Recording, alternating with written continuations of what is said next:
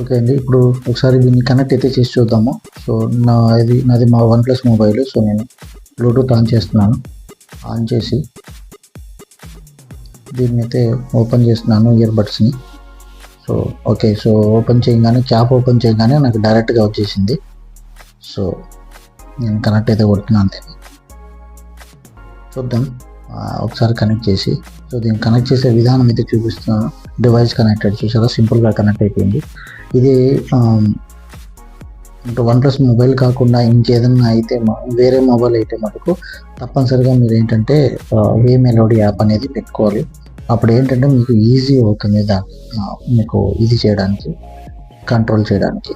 So ఇక్కడ మీరు చూసారంటే చూపిస్తాం చూడండి. 70% L, 70% R. L is nothing but left, 70% is are.